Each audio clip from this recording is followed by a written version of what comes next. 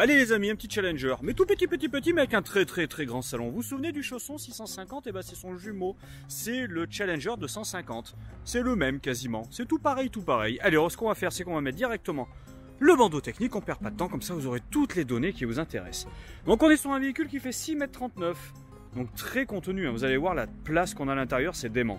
Il fait 2,35 m de large pour avoir plus de place dans la cellule, il fait 2,90 de haut. Ouais, 2,92 parce qu'on a un lit pavillon, en fait c'est le lit principal.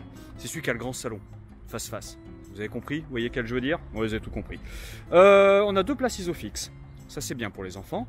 Les eaux, 100 litres d'eau propre, 95 litres d'eau usée. On est sur un Ford, alors attention, c'est le modèle Challenger 250 Graphite Premium. Ce qui veut dire qu'on est sur un modèle avec boîte automatique. Oui, carrément.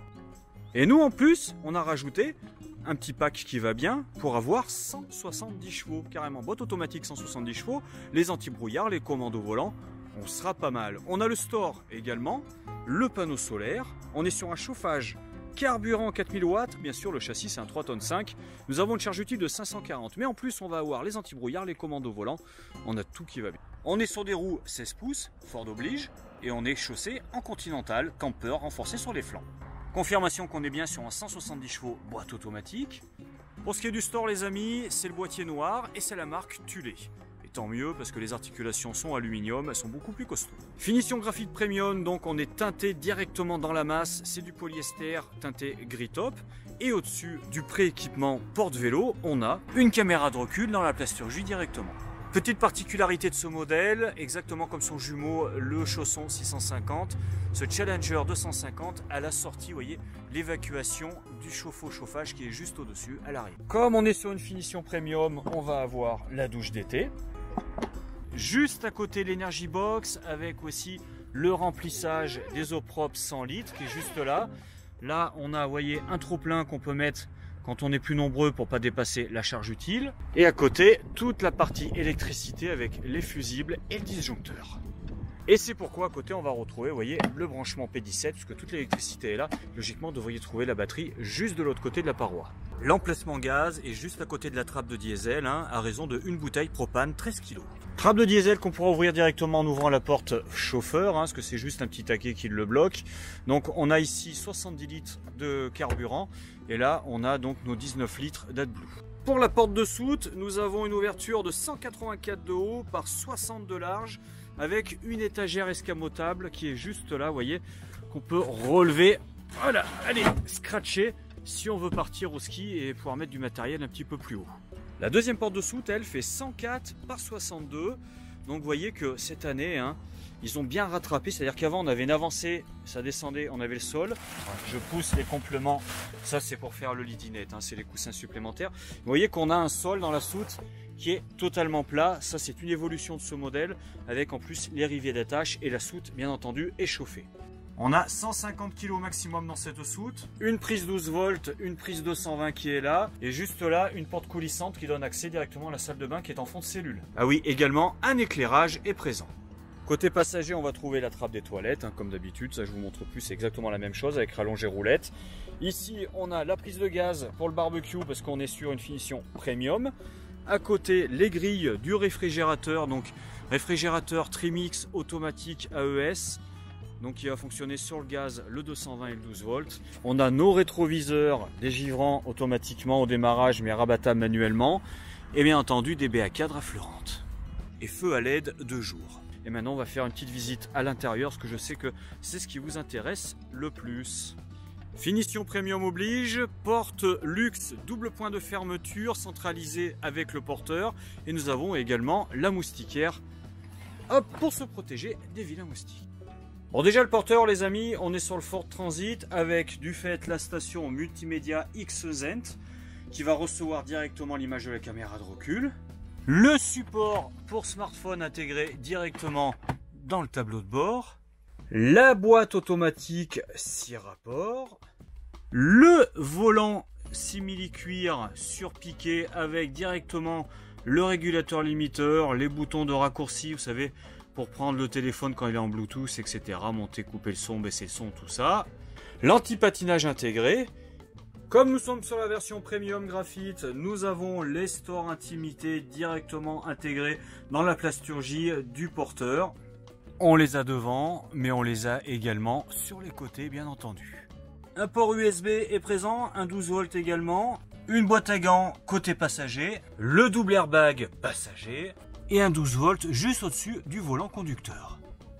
On retrouve comme d'habitude nos deux sièges assortis au tissu de la cellule avec les accoudoirs réglables en hauteur. Et comme on est sur Ford, on a également un réglage de lombaire avec un réglage de l'inclinaison du siège et de la hauteur. Compris dans la porte cellule luxe, la baie et l'obturation pour être en intimité le soir. Et le soir, vous appuyez sur ce bouton et vous fermez à clé directement. Donc on retrouve en fait le jumeau du chausson 640 650 chez Challenger, 250 ou 260. C'est-à-dire exactement le même véhicule qui va faire 6,39 m de long ou 6,99 m. Donc c'est vraiment exactement la même chose. On est sur deux marques jumelles. Donc on retrouve un grand salon face-face qui va faire, on va dire, l'intégralité quasiment de la cellule avec un lit principal pavillon au-dessus et bien entendu la possibilité en baissant la table de manière électrique de faire un grand lit dinette, mais un très grand lit dinette, très confort pour dormir à 4 parce que en plus vous voyez sous les sièges de chaque côté il y a des dossiers, voilà je vais y arriver, qui se remontent avec des coussins qui se mettent donc directement dans le sens de la route avec ceinture de sécurité. Donc vous roulez à 4 mais vous dormez, vous mangez à 4, vous faites tout à 4. Et pour le coup, on a vraiment de la place. Si vous voulez faire une saucissonnade, c'est le moment où jamais. On a une table portefeuille immense, voyez, donc qu'on peut replier pour avoir un meilleur passage avec ici le support.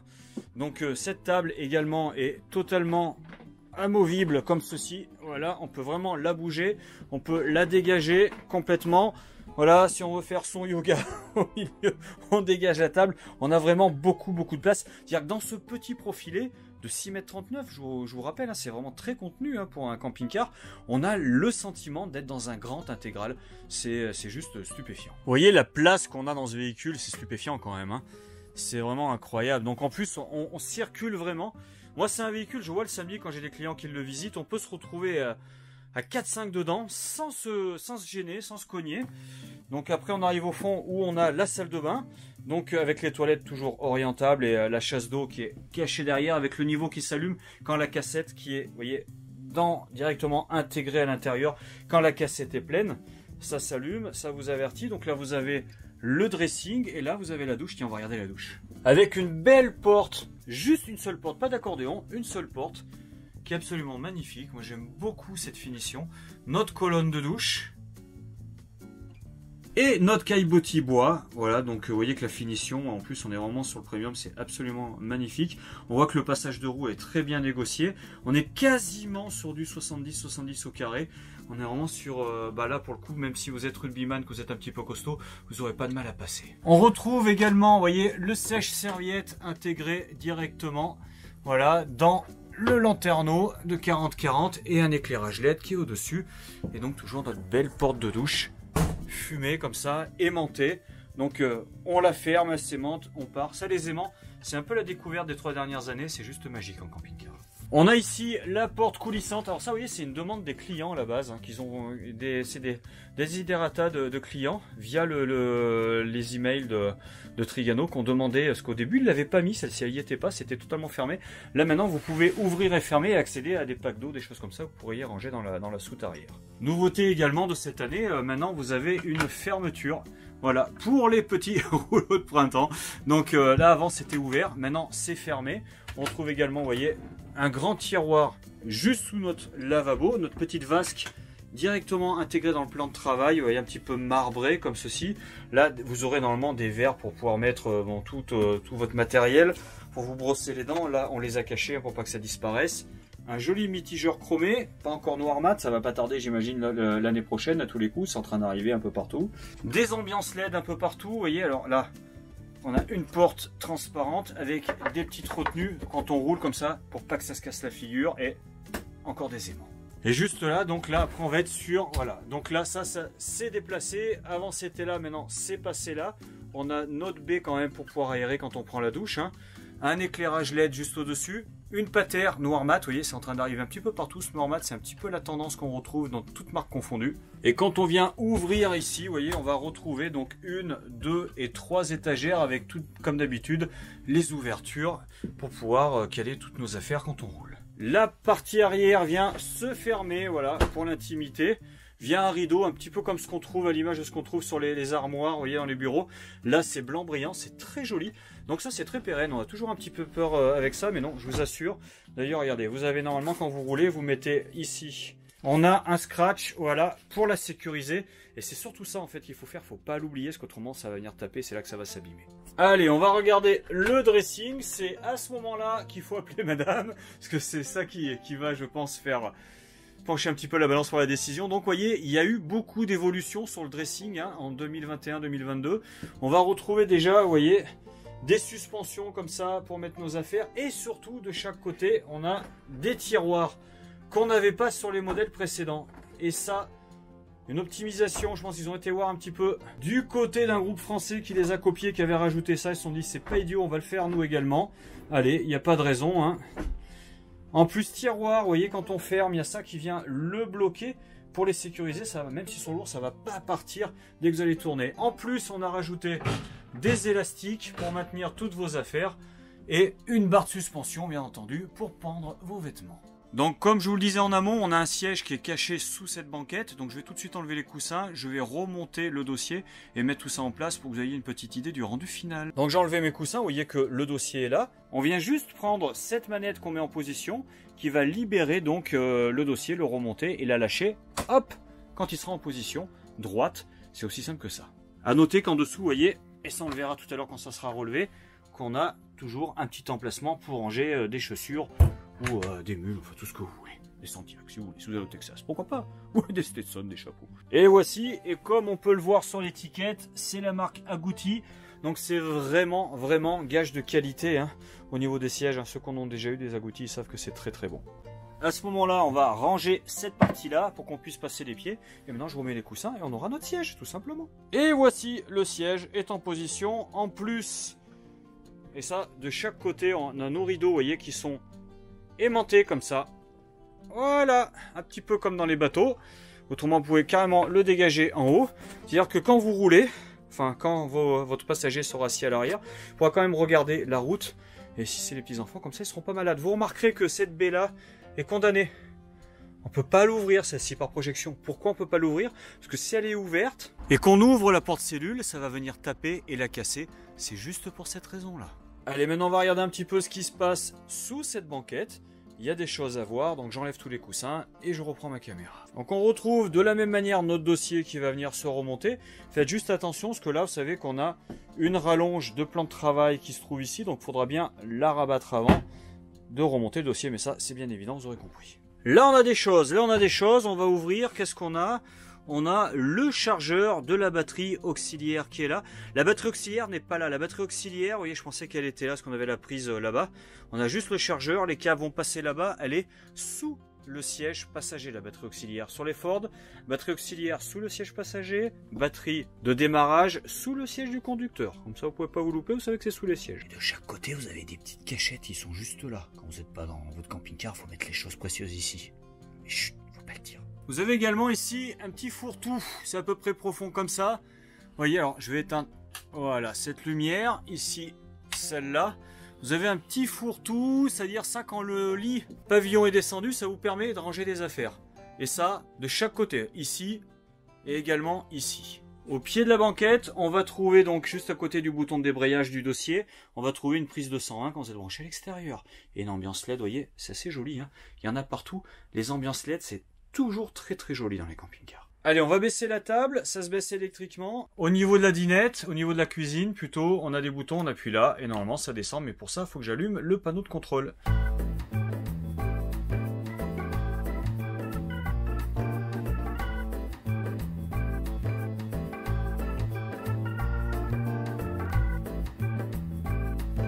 Et pour le lit pavillon, le même bouton juste à côté, celui-ci.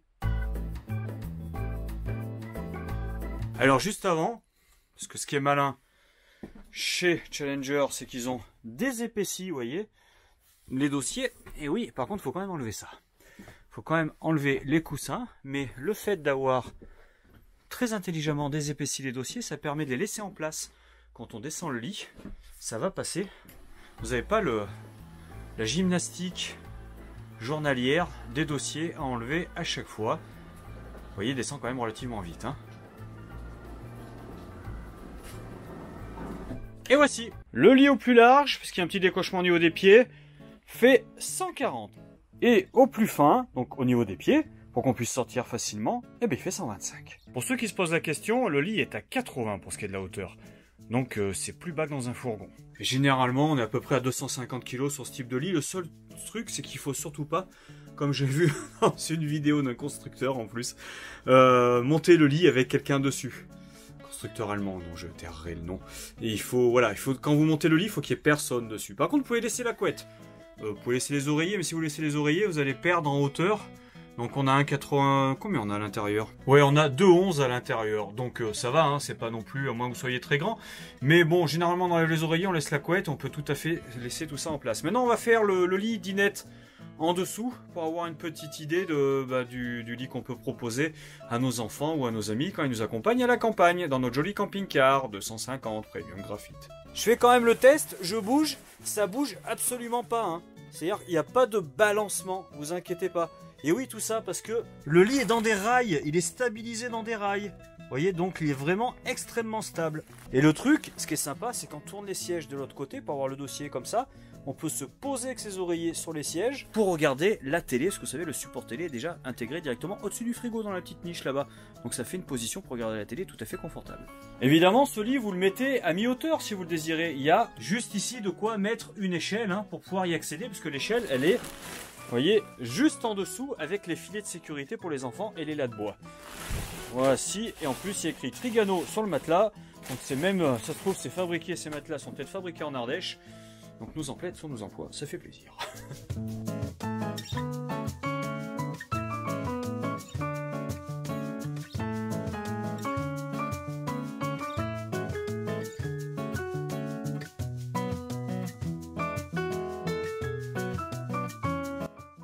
Donc pour le lit dinette, on va baisser la table complètement. En plus, il y a des renforts qui viennent se mettre sur le côté pour bien supporter le poids, il n'y a pas de problème. Et puis on va aller chercher les coussins qui sont renforcés avec des pieds intégrés directement. Et voici. Donc vous avez le coussin le plus grand là-bas avec un renfort bois en dessous qui vient se poser sur la table. Et vous en avez deux supplémentaires avec des pieds intégrés, vous voyez. Donc pour se souvenir de la manière dont on les dispose, il ne faut pas perdre de vue qu'il faut un léger décochement comme ça pour dégager la sortie de la porte. Donc du moment qu'on a ça en tête, ça se fait hyper simplement. Et je vais prendre les mesures pour vous donner la taille du lit, il est juste immense. J'ai sorti les outils de précision, on est à 140 par 195 les amis.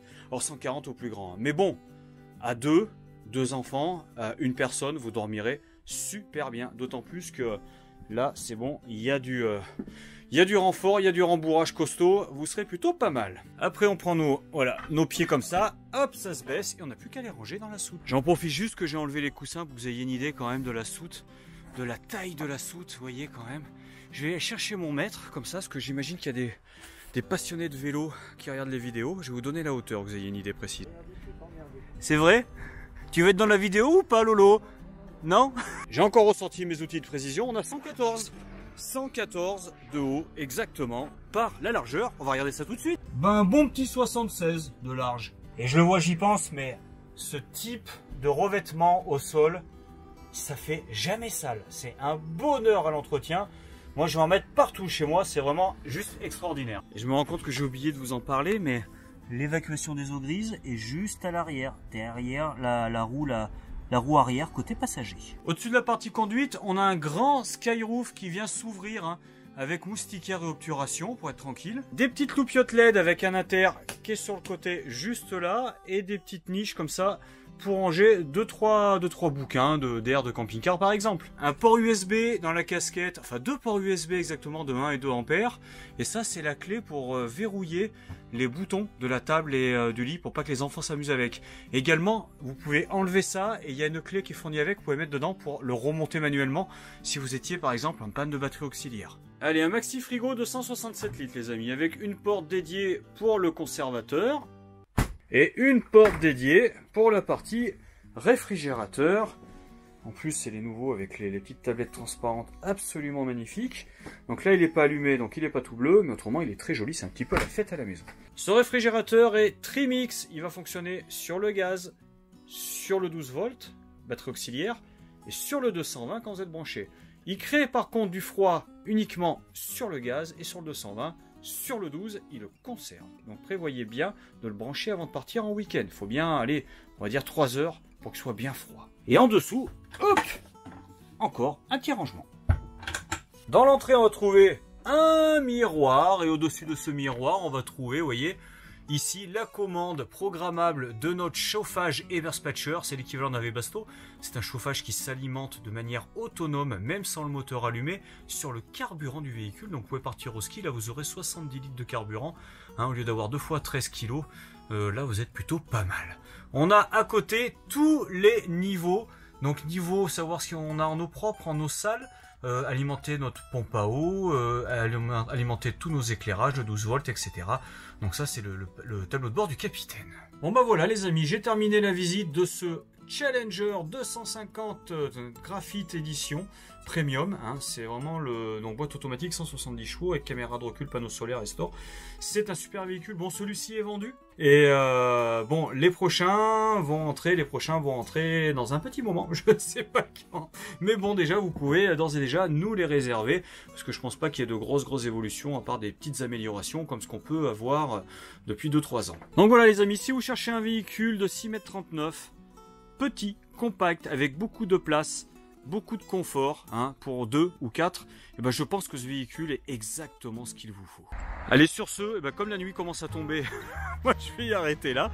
Je vous souhaite une excellente journée ou une très bonne soirée. Je vous mets le prix de départ de ce véhicule, le prix de base, hein, sur cette finition Graphite Premium.